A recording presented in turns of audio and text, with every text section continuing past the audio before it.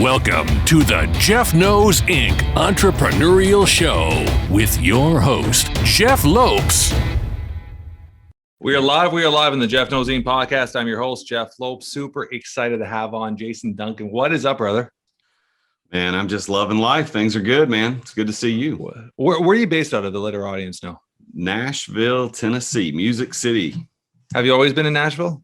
Yeah, actually, I'm one of the unicorns, man. There's not very many people from here. Everybody's from somewhere else, but I grew up, I learned how to ride a bike over in East Nashville. My wife grew up in East Nashville. I actually did all my schooling in the county north of Nashville's county. But the Nashville's my home. This is where I live, and I still live in the area. I always start off my podcast just for the audience to get to know you, what you're currently up to, what you're involved with right now. Then we're just to let the story continue and play around and see where we go with it. So what are you up to now? What do you currently do business-wise, family-wise? Give our audience a little rundown of who Jason is. Well, I just celebrated my 26th wedding anniversary with my lovely wife. We met on a blind date when we were 15 and 16 years old. Her best friend was dating my best friend, and that we went to obviously separate schools. She was in Nashville. I was in Sumner County, just north of Nashville, and met on a blind date on July 3rd, 1991. And love at first sight. We dated on and off for 4 years, got married at 20 and 19. And she's my best friend, and I can't imagine life without her. We've got 2 kids, a 20-year-old son who'll be 21 here shortly. And I can't believe how old are you? I'm 46. Yeah, man. 20, so yeah, you started early because I'm 44. My daughter just turned 15. So yeah, 20-year-old, man. You have a young man already, man. That's not even. I know. That's an adult. He's already moved out of the house. He moved out a little over a year ago. Yeah, my daughter's 18. She's in college and she lives here with us, and she's working in childcare, and so. And it's that's the family. And then for business, man, I'm an entrepreneur. I'm a business coach. I'm a business owner. I own 8 businesses. I started my entrepreneurship back in 1990. I think it was 96. I started a website design company. I mean, you think about that in terms of when the World Wide Web was released. So I was one of the first guys, and I quit. I gave up because it was so hard. Nobody understood what the web was. And so I didn't do it. And I didn't re-enter entrepreneurialism until I was in my 30s. And now, I've got a couple $1 million businesses under my belt, multi-million-dollar businesses, and things have been great. And I've built my business in a way that I don't have to be there every day. I've exited without exiting. So I still own it, still get paid, but now I can go coach other people to do the same thing, which is kind of my thing. So let's talk a little bit about that. So with you coaching other people to do what you do, you have something called, is it the university? What do we call it? Yeah, so I've got resultsuniversity.org is my online education platform where I sell and give courses to people that teach them how to start, how to scale, how to enjoy, and how to exit their businesses. And then I've got a coaching company called Results Through Integrity, where I certify coaches, and then I coach I'm also a coach. I coach other businesses how to do those 4 things. And we focus on building a business to exit, because if you don't build it to exit, you're building a building with no exit is a dungeon. And what happens in dungeons, you get tortured. And so many entrepreneurs are just living a tortured life. Yeah, sure, they're making good money, but they have to be there 50, 60, 70 hours a week, and the business is revolving around them. And honestly, that's not what most people want. They want the fruit of the business, the result of the business, not the business itself. And so I think people just don't understand they can exit without exiting. And that's what I figured out how to do. And I want to help other people do the same thing. We have very much the same mindset, which I appreciate. When did it come to your mindset? When did that click? And I've always had that. I mean, when I was 19, 20, the first company at 17, I bought, and a year and a half later, I sold it. I started and I sold it. So I always had that mindset. So when did that click in your head to essentially fire yourself in the business or exit without exiting? When did that whole concept click in and it started making more sense to you? Well, it was a very painful realization for me. I started my first big company that I started that turned into a big company. I started in 2010 as an unemployed school teacher. I spent 13 years in pastoral ministry. Then I spent 4 years teaching school and loved it. Thought I would never, ever leave teaching school. But I just knew, that teaching was going to be my thing forever. I just didn't know how it was going to be. But when I found myself getting fired from teaching, they just couldn't afford me for the next school year because of budget cuts. I didn't have tenure, so I was left out in the cold. I became an accidental entrepreneur, and I started this business really not knowing anything about business. I knew how to sell. That's it. I didn't know anything else. And I took on a business partner at the time that I assumed would be something positive for the company. And sure enough, it was. He helped connect me with some people. And early on, he was a financial backer. But as it turns out, over the years that we were together, I tally it all up. I actually put more money in the business, but most people would think that he did. And he thinks he did too. But as we went through those first 2 or 3 years, it was fantastic. There was a lot of camaraderie, a lot of synergy. But over time, it just, this guy was taking the same amount of money out of the business I was, even though I was the founder and the majority owner, but he was putting in less than 10 hours a month into the business. And what I realized way too late was that I had structured that partnership wrong, inadvertently so. I didn't do it on purpose. I didn't know what in the world I was doing, but I structured it wrong. And then in 2018, so 8 years into this thing, I look up and I go, wait a minute, this was our best year ever. I've made more money this year than I've ever made in my life. I mean, many years over a teacher salary, all in 1 year. Yeah, of course. It's like things were good. We moved into a new house and things are going great. And then I had this realization that, wait a minute, this guy who was a friend of mine and I loved the guy, is making as much money as me, and he's doing nothing. And when I say nothing, it pretty near close, as they say here in the South, pretty near close to nothing. But sure, he was coming to meetings every once in a while, but there was no business development, no operational control, no project management, no nothing. So I thought, hey, let me go to him and talk to him about how we were splitting the money out. And I'm not talking about ownership, just money. And he wouldn't hear it. He's like, nope.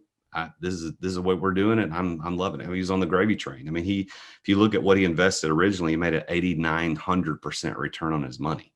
And so we spent the next 6 months hashing that out, and it ended up me having to terminate him from the partnership. And that was the worst thing I've ever had to go through in my entire life. And entrepreneurs who are listening and watching this podcast, if you got to make sure you structure that partnership right. I didn't, and it took a year of hell. I mean, just absolute hell. I mean, a completely torn relationships, legal fees, you name it, all because of greed, and not my greed, just the greed on the other side of the table, wanting something for nothing, an unfair exchange, a criminal exchange, as it were.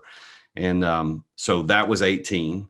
So coming out of that into 19, I spent the whole year of 19 fighting all the legal battles, like trying to figure out how to, and that completely took my eye off the ball. I lost an entire year of productivity, and first year we've ever lost money in the company's history.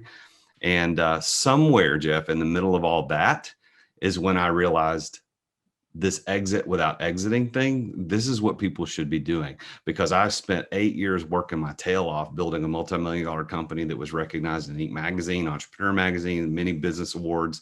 And yet it 100% relied on me. And I had a partner effectively taking money from the business, not illegally, but unethically taking money out of the business, that shackled me to the business, all because of structure. And so it became, once that was completely cleared, signed off, done 100% out of my life, I thought I should have been building this business where I could have my team run it, and I could go do the things that I feel like God has created me to do, which is teach and coach and lead. And so it took me less than 9 months to make that shift in the middle of 2020, in the middle of COVID. I made a decision. I'm going to shift it to the team. I'm going to get them to run it. I'm going to invest in them as people. We'll put processes and systems in place. And by the end of the year, I had a new CEO hired, and I no longer have any daily duties, yet I still continue to get paid. And that's the way it should have been a long time ago. There's so many layers I want to dive into there. And that whole little that answer you gave me, there's so many different layers there. Let's start off by partnerships. I mean, partnerships are something that I've struggled. I don't have any partners now. And I've had partners in a few little ventures, and they've never worked out. And it's nothing to do with the people. Till this day, most of them I'm still good friends with. It was a situation where I have this drive, this hustle, this go, go, go, go, go. And then most people, just like your partner, just want to sit back and take in the gravy train, or their family members get involved, which I found in one of my partnerships too. The family members got involved.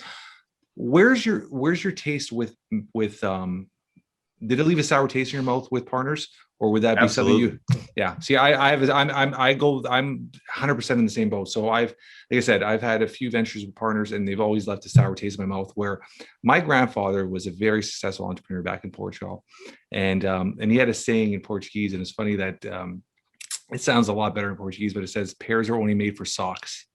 And he'd always say this to me. He goes, Jeff, you're an entrepreneur. And as a kid, he would be kind of my voice of mentoring. And he'd always be like, don't go into partnerships. Don't go into partnerships. Do it on your own. If you could do it on your own, do it on your own. If you need to get an investor, but a silent investor just for their money. Because a lot of people in that way, you account on them to be there, and they don't have that heart, the drive.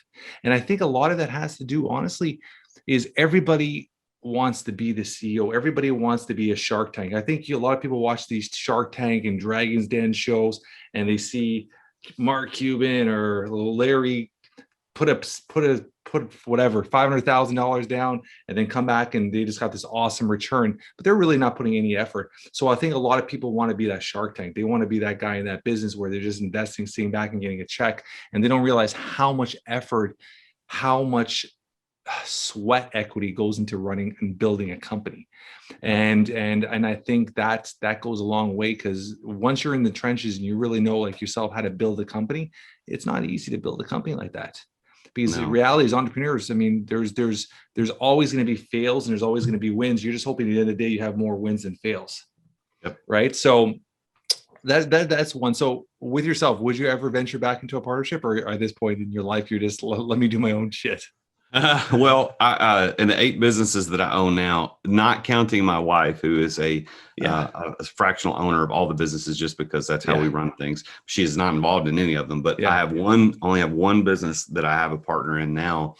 And, but so here's the thing. When I teach people, I've got a complete startup guide for entrepreneurs. It's a course that I sell that's everything soup to nuts you need to starting a business. And one of the lessons in there, it's 11 lessons. One of the lessons is on partnership. Like how, first of all, you got to understand the law of the architect that says that there's only one architect of any building. There's only one architect of a company, and his or her job is to set the vision, communicate the vision, build the asset. Yes. And if you break that law, whether you understand it or know it or not, it's like breaking the law of gravity. If you break the law of gravity, you suffer the consequences, whether you understand it. So I teach the law of the architect to my students, and I say, you have to understand this. Your job as the founder of this is your role. Set the vision, communicate the vision, build the asset. You're not selling. You're not running the technology. I mean, at first, everybody's got to do that, but ultimately, that is not your job. Then, if you want to take a partnership, I explain one of the lessons in the course is about how to structure and write an operating agreement that protects you and supports the law of the architect. So in an operating agreement, which is funny to me, like I've got one client right now I'm coaching, they're a 26-year-old company, 5 owners, don't have an operating agreement. And they didn't even know what one was. Yeah. And I'm like, oh my gosh, how have you survived? I mean, it's just by the grace of God that they've not imploded.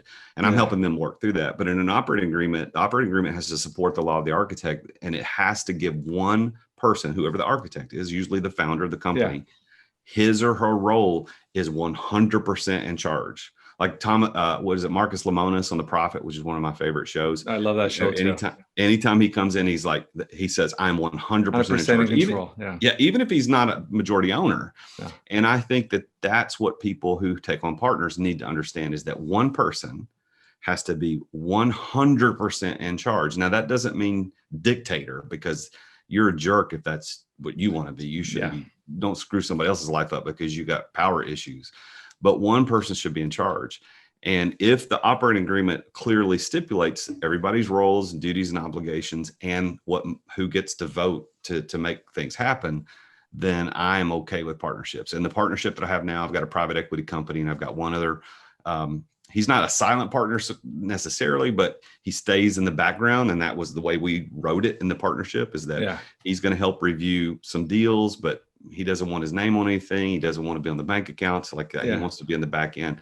Yeah. I'm okay with that. And he's okay with that. But he also knows that at any moment I could vote him out. He understands that. But there are clauses in the operating agreement that protect him, that I can't just have a bad day and kick him out. I have to pay him a certain amount of money for the value of the company. But that's what I recommend. But generally speaking, I don't want partners unless it's absolutely essential to the success of the business. I love that. So let's dive into, you married at 20. You're 20, your wife was 19. Yeah. I mean, nowadays the odds of that lasting are very low when you look at statistics. I've been married for going on 18 years. I'm 44. But I was, it's funny because the other day, a couple of weeks ago, we were looking at old pictures, and my wife was friends with my sister. My wife's a couple of years older than me, and she was friends with my sister growing up. And my wife, and I had totally forgot, she was at my 16th birthday party in the background in one photo. I'm like, oh my God, you were there.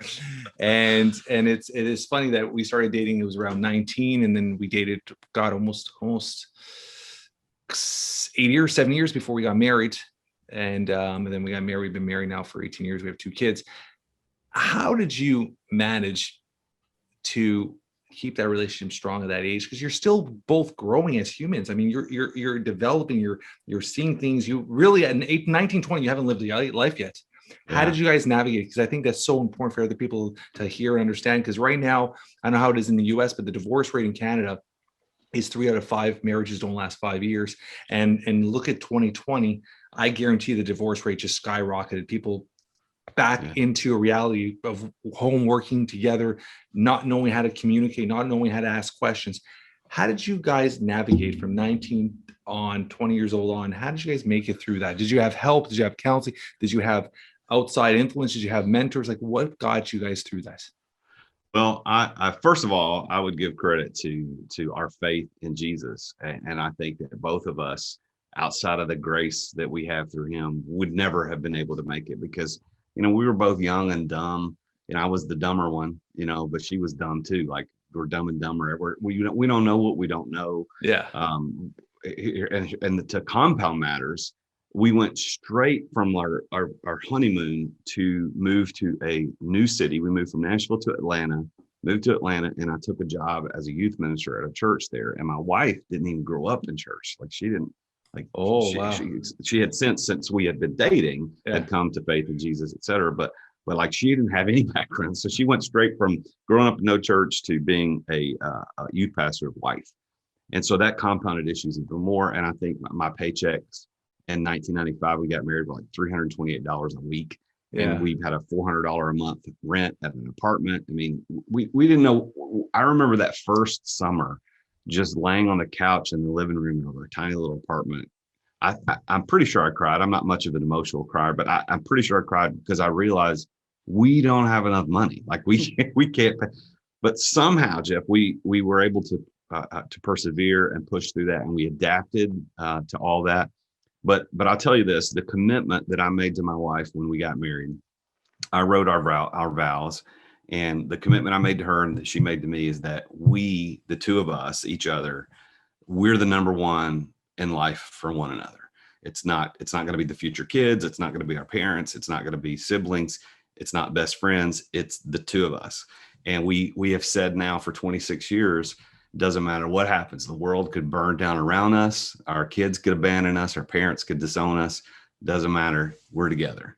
And I choose her over everybody. And my kids know that. And it's healthy. I don't do it in a flippant way, but in a healthy way. They know that, man, if it comes down to having to make a choice, which God forbid that would ever happen, I choose her, man. Like, you guys are going to grow up and be adults. You're going to go off and do your thing. But at the end of the day, my wife is the one that I committed my life to, and I will never leave her, never forsake her until death do we part. And we don't even use the word divorce. We don't ever say it. We don't joke about it. I know some couples, well, she divorced me. We don't joke about it because it's not an option. We do not leave us.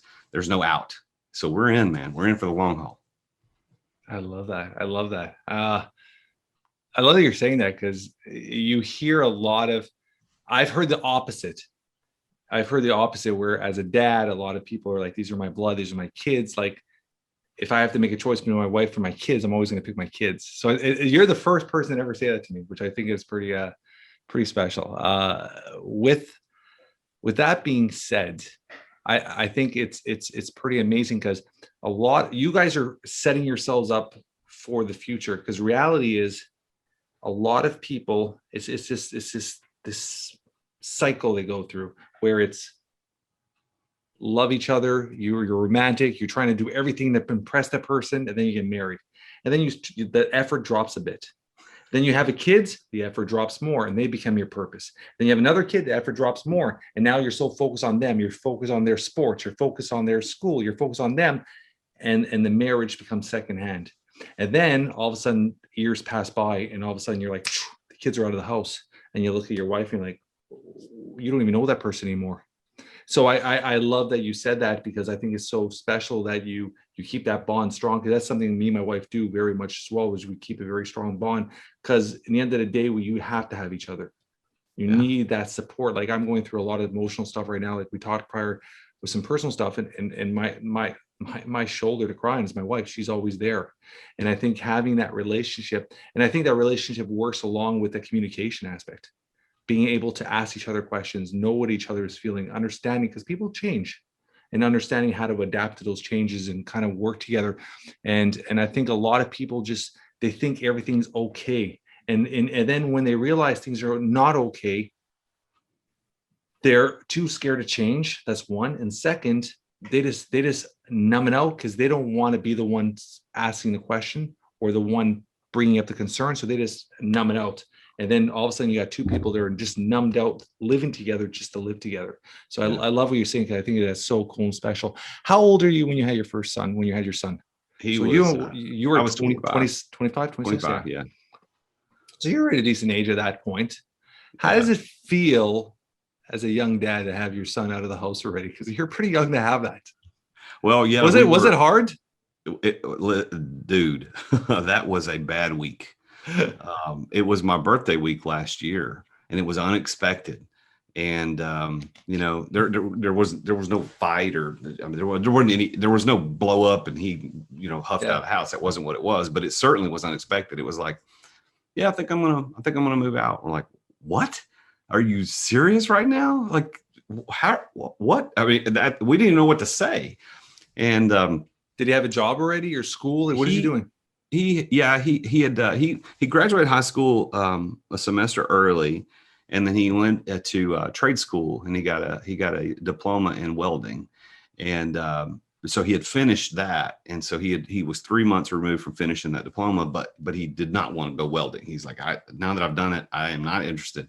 So at the time, I can't even remember where he was working. He's got a newer job now, but he's working in for a landscaping company, maintenance, where he's helping do some maintenance stuff, but because he's good with his hands. But he had a job. It was not enough to sustain somebody living on their own. We knew that, which was what scared us.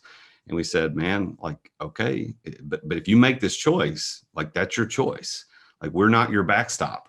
You have a car that we bought for you that you're paying us back for, that continues. We're paying for your phone, that continues. Your insurance, you got to pay for. Like, you used to have obligations, and we're not your backstop, because this is not your address anymore. Yeah. You got to make that. You're making a huge adult decision. Are you okay with that? And he's like, yep, I can do it. I'm like, all right. And man, that was super, super emotional, tough. It was tougher on my wife. No, it was tougher on me through the process. Well, that's her baby boy. Yeah, but then after he moved out, it became tough on her, and I kind of accepted it quicker. But man, through the process, I was a wreck. I was absolutely a wreck. But he's fine. He's doing great. So have you ever tried to bring him into one of your companies? No, he's always said, he said a long time ago, he said, I don't want to work for you. And that's fine with me. And I even if he wanted to, I would probably make him, because I own an electrical contracting company, and he did work for an electrical company for a while as an apprentice electrician. And I thought, well, you go do that for a couple of years and then I'll hire you. And he's like, yeah, maybe, but he doesn't have any entrepreneurial, juice in him. Like, he's not interested in that. Yeah. He's more of a free spirit artist, wants to travel, play music, and work outside. That's kind of what he wants to do. And we support him in that. That's what he wants to do. That's great. He's a good kid. We love him. and our daughter's on a different track, but she's doing great as well. So what kind of track is she on? Is she more the entrepreneurial side? Well, I don't know. I don't think so, but probably on the spectrum of entrepreneurialism versus employee, she's closer. She's further towards entrepreneur than he is. He's certainly going to be an employee or self-employed artist at some point, but not an entrepreneur. Yeah. But she wanted to go off and have the traditional college experience where he did not.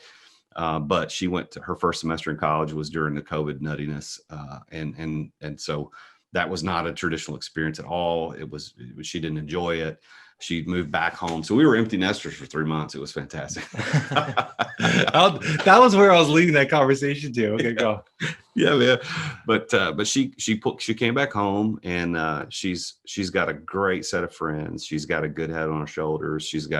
Her faith is strong. She's involved in her church. She leads some of the youth group stuff. And but she doesn't really know what she wants to do. She took some college classes at the local community college.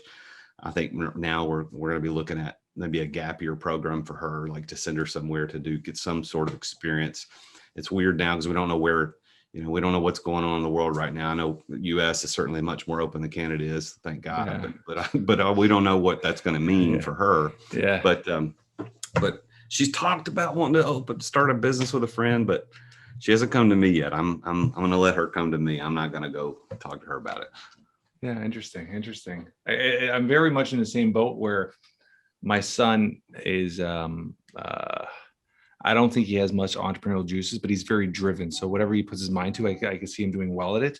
But my daughter has this natural entrepreneurial juice. Like she's a complete hustler. Like this is the kid, like in grade 3, grade 4, she was making bracelets and coming back, and I'm like, where'd you get this money from? She's, I'm making bracelets and selling to my friends at school for $2. Like that was she's always been like that, always a hustler. Like even like last year, I remember her on a couple weekends, I kept seeing her on a laptop. I'm like, what are you doing all weekend on the laptop? Like, let's do something outdoors. She's like, oh, Dad, I didn't want to tell you, but I told Mom, so I don't want to bother you. But I found this thing where if I do a certain amount of surveys, I think it was like 40 surveys a day, I make an extra $15. And so she's always finding ways to hustle and make money and stuff. So you could tell she has a natural, like just that drive, right? So, and I think that's one thing with entrepreneurs. We talk about this all the time, and I'm sure you've had this question a million times. Are you born an entrepreneur? Are you not born an entrepreneur? Okay, I'll tell you my mindset. Then I want to hear yours, because I'm a strong believer that you can give somebody the tools, you could give them all the lessons, you could guide them, but you can't teach somebody hustle. Either they have the hustle and the drive, or they don't. I think that's born with you. Where's your mindset with that? Entrepreneur, born or not? Well, my pat answer to that would be that I would probably ride right in the middle. But that's not an interesting answer. So I would say that I say that people are probably born with the inclination, and life circumstances will lead you to where you can display that. So for instance, for me, I went into ministry right out of high school, got a degree in biblical studies, and then went into teaching. None of that entrepreneurial whatsoever. But when the time came and I had to flip the switch, dude, I was ready. Like when you look at your childhood, do you see any signs or anything that really that kind of led that way? I'll explain to me. I had a guest on the other day, and he brought something to light, and he called it the family dynamic. And he goes, you might not realize it, but your circumstances growing up may have led you to become an entrepreneur. Or second, your family dynamic is built a certain way, because if there would be such disruption, if everybody in your family was an entrepreneur, if your wife was an entrepreneur, your kids were entrepreneurs, you're an entrepreneur, your house would be a disaster. So you need a certain amount of hunters, a certain amount of cook, like you need this balance, family balance. And then he said something to me. He goes, what maybe led you to be an entrepreneur? Like from a young age, and I started when I was 17. I never really worked for nobody since 17. And he goes, it's because your family dynamic, or how you brought up. And I'm saying, what are you talking about? And he goes, well, and I said, my parents were 9 to 5. Like my parents were blue collar workers, factory. My mom worked at a daycare. She was a translator. And he goes, you probably saw this growing up and saw how hard your dad worked. And maybe that instilled in your head from a very young age, I don't want that.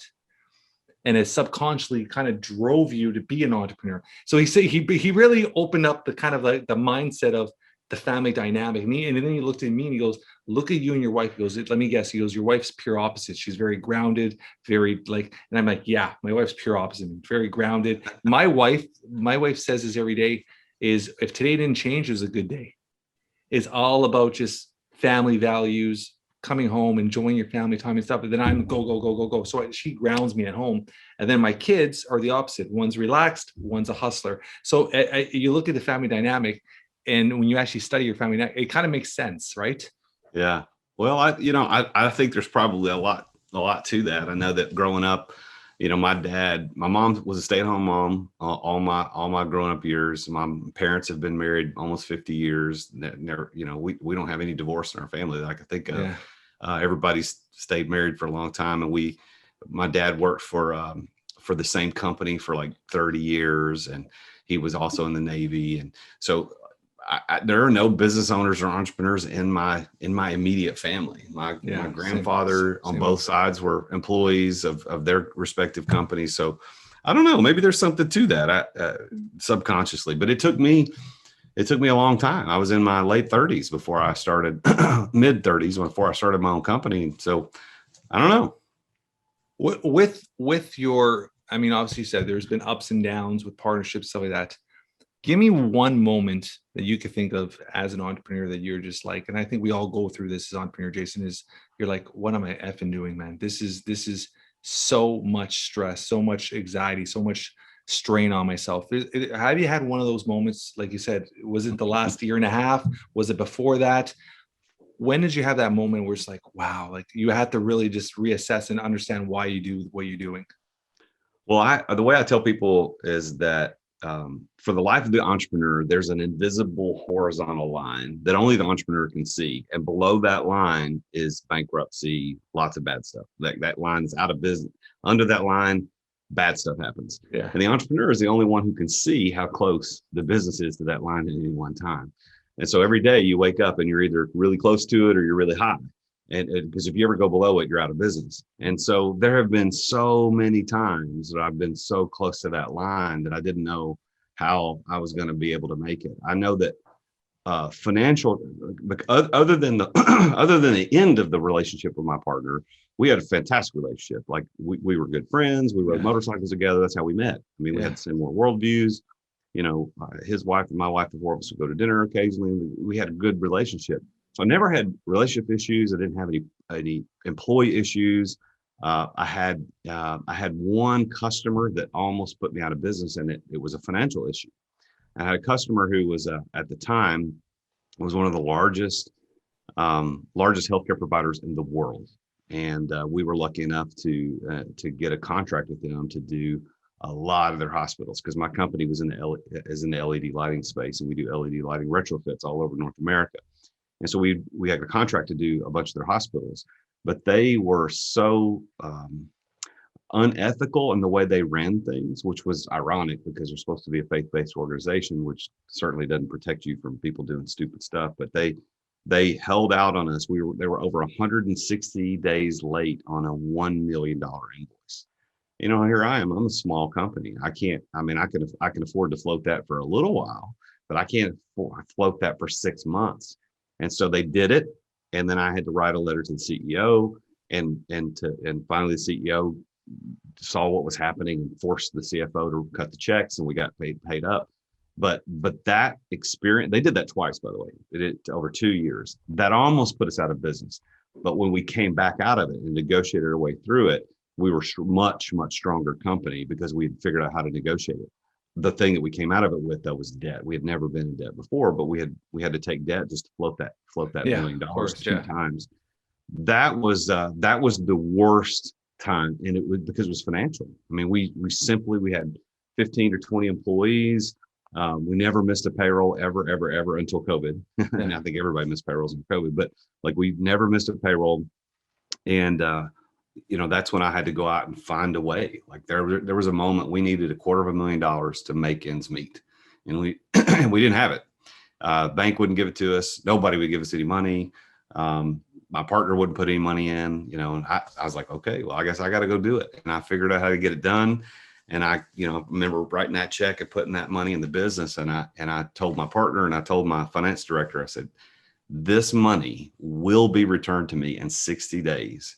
There's no ifs, ands, or buts, or like hell is all going to break loose. I'm coming. Hell's coming with me. And it worked. It worked. But dude, that was the closest we ever got to the line. Yeah, it's a crazy story. And I think a lot of entrepreneurs, I think we talked about this before our last conversation. In Canada alone, they're saying now it's over 12,000 mom and pop restaurants have all locked their doors. Over 500 gyms right across North America. I mean, we're right across Canada have locked their doors. It's people not being able to pivot or have that hustle to get that ends meet to make it, right. And sometimes sometimes you have to actually justify and look at the business, and is it really worth taking on the debt or just shutting down and restarting again? So there's different ways of looking about certain stuff as well, right? Because a lot of people, they have so much passion for that business, and they just keep going and going and going, and you're just getting deeper and deeper and deeper. Sometimes you have to know when to say quit. Yeah, that's a very powerful thing as well, right?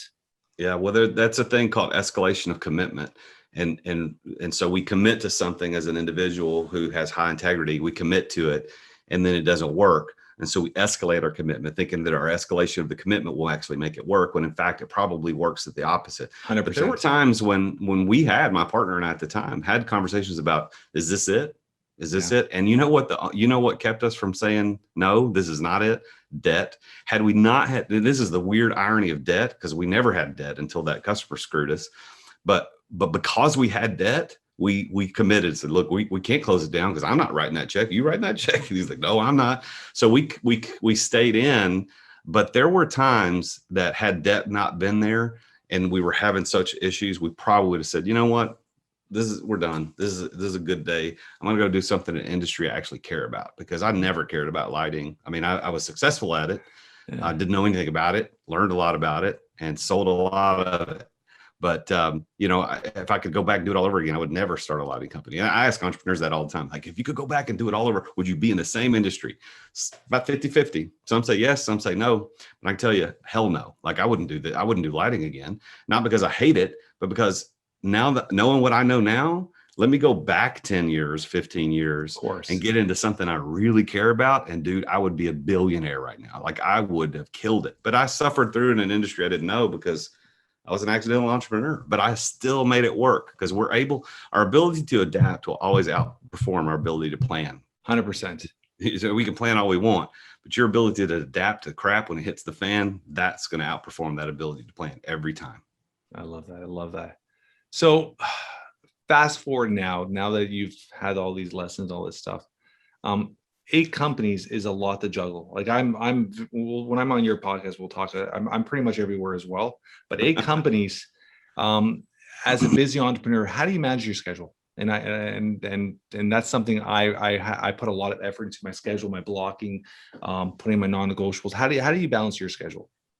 Well, from just a tactical standpoint, I use a Moleskin, and I'm old school. I write it down. Now it's all in Google too, like on Google Calendar, but I write everything down. So it says today, got Jeff, I got you on here, at the time that we're supposed to meet. So I write everything down. I'm a list maker too. I do check boxes to do lists. I also believe in the big rocks, medium rocks, small rocks theory. I know that, for those of you that have not heard of that, if you've got a big jar and you've got big rocks, medium rocks, and little rocks, and they will all fit, definitely 100%. It's not a trick. How do you fill the jar and make sure there's nothing left? Well, you have to start with the big rocks, because if you put in the little rocks first, they're going to fill up spaces and there's not going to be any room for the big rocks. And so we actually, in my companies, we use the big rock, medium rock, small rocks, not every single week, but a lot of times we'll say, okay, we got a lot of crap going on. Let's list out what's the big stuff, medium stuff, little stuff. Let's get the big stuff done first. Let's get that done first. And then at the end of the week, we typically have them all checked off anyway. But I do that. And then the other thing that I believe in, and I teach a lot, is something called the law of open cycles. And an open cycle is any task or communication that's not yet completed. So anything that's open that you have to complete. It could be an email, a text message, a letter you got to write, a bill that needs to be paid, a customer who needs a call back. It could be any task, big or small. Those are all open cycles. And the cause of stress for the human condition is not the endurance of stressful situations. It's too many open cycles at any one given time. Because any of us can handle, no matter how monumental the task is, as long as that's the only thing we have to do. If that's it, that's all we got to deal with, everybody can handle anything. But the thing is that every task is like the pages in this book. They all add up. They all add up and they stack and they stack and stack. So I teach people, and I do this frequently myself, to do an open cycles inventory, where you sit down and you write everything that's open right now. And it could be minute, it could be monumental, whatever it is, you write them all down. And then you divide that into 3 categories: things that you can close right now without any hesitation, things that are going to take a little planning to close within the next 10 to 30 days, and then things that are going to require someone else's assistance that you don't have the control to close. And what you do is you go through and close that first list immediately, and your stress level drops. You feel fantastic. You feel so good. And that gives you margin to handle all the other stuff. So I've got 8 companies. I don't recommend that for anybody, but I think that the only way I'm able to manage that is by going through and doing those open cycle inventories and taking care of the big rocks first. I'll give you an example. Just yesterday, I'd been on vacation for a week. My wife and I went to Jamaica for our anniversary. And so yesterday I came back clear-headed, as I always do when I come back from vacation, but I also am anxious. Like, there's a lot of crap we got to do. And so I sat down with my team in my office and I said, okay, let's go through each company. What's going on? Why do I feel overwhelmed right now? And so we went through and did a really quick open cycles inventory. Like, what's going on in this one? Oh, I don't actually have anything to do in that one. I'm carrying an open cycle that doesn't exist. Oh, that's gone. Then I went to the next one, did the same thing. And when I got down to the end, I was like, I'm good. Like, we're fine. I don't know why I'm feeling frustrated. So, but it took doing that inventory to kind of really get my mind focused and have a good mindset on the right thing. I love that. I mean, I do very similar stuff. I would say I don't call it that, but it's understanding what is your priorities, what is important. And I love your do list, because I do a do list every morning still. I've been doing that for 26 years now. Every single morning I do a do list. So I have my morning, very, very small, short morning routine. I'm an early bird, not because I love to, because I feel like I have to sacrifice myself. So I wake up at 4:30 every morning and I try to get as much done as I can by 9 o'clock. And that allows me to have my 3 to 7. So I try to be home every day from 3 to 7 with my family. So it's being able to wake up early, get as much things as you can done. But what I do is throughout the evening, the night before, if anything comes to my head, or if anything pops up, the things to do list, or things I didn't complete that day, I email myself this list. And when I wake up in the morning, when I'm going through my inventory and I'm going through my stuff, I'll go through all my emails, and that's how I start my do list. And I handwrite my do list every morning. And it's that accomplishment, that sense of satisfaction, marking off and checking off. And at the same time too, it was when I do have a crazy busy day ahead of a do list, I will literally do what you just said. I will figure out what things I could do really quickly and just boom, boom, boom, boom, boom, hammer them off, relieve the stress, and then start focusing on the other stuff. So I love how you do that. It's just something in a different way. I do that very similar. Couple quick questions. I don't never have set questions with my guests, but I only have 2 questions at the end. Superpower. If you had one superpower, what would it be? Oh, wow. Everybody wants to fly. That would be kind of cool, but I don't know, that would be really impractical. Superpower, probably strength, super strength. Hulk strength. Cool. Hulk strength. Yeah, like I can open every jar in the house. I don't work out because I can open every jar in the house, but it would be cool to have a little bit more super strength. We're talking about super strength. Where do you put your health as a priority in your life? I hate to exercise. I absolutely hate it. I tried. I've never been a guy. Don't run. I can't do it. Like it's all I can do to plank 1 minute a day. Like I'm not that guy. So for me, I've got to make sure that I just try to stay active, and whatever that means. Like I try to get up and move around. My wife and I, we have a small farm here, and we try to walk around the farm a couple of times, 2 or 3 times a week if we can, if we've got the time to do it, just to stay active. I try to eat fairly healthy. We've lost, we were prepping for our trip to Jamaica. We both lost a lot of weight to get ready for that, but that actually feels good. I adapted to being a little bit overweight, and now I'm kind of coming back, and I'm feeling much better. I'm looking at old pictures of myself going, man, I've lost a lot of weight. Like I look a whole lot better, feel a lot better. So, but I'm not an exercise guy. I can't do it. People to go work out, I'm like, I don't understand. Like I go to the gym every day, but my refrigerator is named Jim. I think sometimes just finding something that you enjoy, right? Movement is key. Yeah. I always tell people it's not in the working out, it's the movement is key. As a family, because my kids are homeschooled now because of what's going on with the world, because the schools are all closed here, we try to every night about an hour and a half as a family do an outdoor activity, whether it's power walking, whether it's biking, whether it's stuff. So we do an activity together as a family. But I'm going to give you something on my side where I put health as the top of my priority list. Even though everything I do and I teach and I educate is about being father and fatherhood, but I still put health above family, above business, because I have that mindset is if you are not mentally, physically, and spiritually at a top peak at all times, you're not able to fully serve everybody at the max. So I try to do is put my health at a certain level, the way I eat, the way I take my vitamins, the way I work out, that like going through stress now that I'm going through stress with my pops and everything, and trying to be the supporting cast to my other family and everything I'm doing, I'm essentially helping two families now. If I wasn't physically at a certain level, because mentally you're drained, if you're not physically at a certain level, you're not going to be able to perform, right? So I always put my health at a certain level, and I think it's important for people to understand that and do them for themselves, because I mean, we're not invincible. Shit happens, right? So being able to take care of yourself and take care of others, I think is so important. And the only way you're going to do that is prioritize yourself and put yourself in that level. And a lot of people are like, I don't like working out. It doesn't have to be workout. Find something. You like biking, go for a bike ride. You like doing something that's movement on a regular basis is all you need. And then just eat right, eat healthy, man, make healthy choices. So there's certain ways you could do to adapt stuff. If something that were to happen to you today, in a few words, how would you want to be remembered or described by your loved ones? So my vision, my personal vision statement is to be known as a man who made Jesus and his wife happy.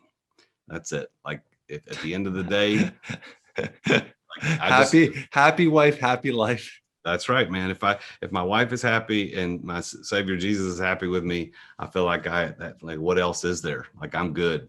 I don't know if my employees like me, that's fantastic. If my kids like me, that's great. Mom and dad love me, that's fine. But at the end of the day, those are my two people. Those are the people that I want to be happy with me. Oh, I love it. I love it. I love it. Anything else you want to leave your audience with? And we'll get to your contact information after, but just in general, any information or anything you want to leave them with? Well, I would say this, that like I just gave you my vision, what I want to be. A vision is what you be, not what you do. So there's a little different. Yeah. But what I do, like my personal mission is to help people get the results they want out of their life. And I truly believe that entrepreneurs are the ones that change the world. I think if you go back and look at anything that you've done of any significance in your life, there's some relation to that experience back to some entrepreneur, and you probably never thought about it. The fact that some guy somewhere, lady, I don't know who it was, some person somewhere invented a webcam and invented the Blue Yeti microphone or the microphone that you're using. The fact that we have the internet, all of these are entrepreneurial things, and they're engaging us. They're making our lives better. And I believe that entrepreneurs can change the world for the better. And because of that, that's why I'm committed to teaching entrepreneurs how to start, how to scale, how to enjoy, and how to exit businesses. And so that's what I want to do. And part of what I want to do is I want to see 1,000 businesses started every year through people that I'm coaching and impacting through my podcast and through my coaching and through my university. That's what I want to see happen. And I absolutely love it. And I actually give away a free hour of coaching by Zoom to one entrepreneur every week. Somewhere around the world, somebody gets it, and I get on a Zoom just like this. And it's the real Jason Duncan with the real entrepreneur dealing with a real issue. And I get one issue, 1 hour. What do you got? And I'll do it. And I coach them through live, and there's no cost. So if anybody in your audience is interested in that, then go to therealjasonduncan.com/free coaching, and you just apply. My team picks one person a week, and I do one person a week, man. And I love it. Of course, I got paid clients too, and I do masterminds and I do group coaching, but I do the free coaching as part of my give back, because I really think that entrepreneurs are the ones that change the world. It's so crazy that in the last, I mean, I've been coaching for almost 4 years, but the first 3.5 years, I never charged a penny. I took 64 entrepreneurs under my wing and I never charged a penny. It was more me building proof of concept, helping, giving back. And and I always tell people this, and you, I'm sure you're a strong believer in this. Once you get into the actual coaching realm and helping and serving, giving back, probably 99% of the work we are going to do is going to be for free. And we have to understand that, right? But I love that you have built these sustainable businesses and you've built these proof of concepts. You're not, I think we're in a world right now that everybody's a coach. And when you look at the resume, what the F and hell have they built? I love it.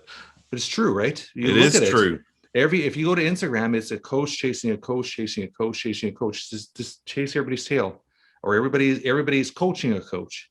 And then when I look at these guys and I'm like, okay, like here, look at my resume. I've built these sustainable companies. I've built and exited these. What the hell have you built? Yeah. And understanding that. And I think it's important for people to realize that whether they do need the help, they do need the advice, they do need the guidance, to pick somebody that has lived there, has done that in that space, has built something that has the gray hairs to prove that they've been through the stress and the ups and downs of a business. And you could take all those years of mistakes and not make them yourself. So I love that you've built yourself, you've done what you've done, and now that you're able to serve and give back in a way that with your experience, and that's what I'm doing, right? So it's people like me and you are going to be able to serve and help as many, not those 22-year-olds that are professional coaches on Instagram that have built, they show off their abs and they show their abs and they have a huge following because they got a six-pack, but they've never coached or built nothing on their own. So good for you, buddy. I appreciate that. Well, it's funny that you mentioned that, Jeff, because and one of my clients who owns a gym here locally, he and I were in our session a couple of weeks ago, and I coach him one-on-one, it's just the two of us, and we do spend about an hour and a half together every other week.